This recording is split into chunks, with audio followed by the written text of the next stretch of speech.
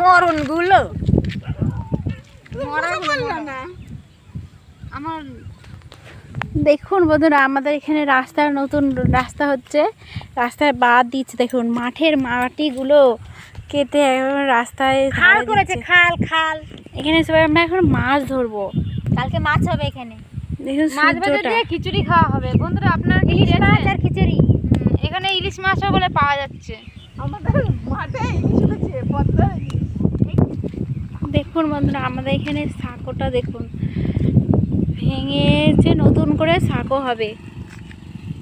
এখানে আমরা সব ভিডিও করতাম।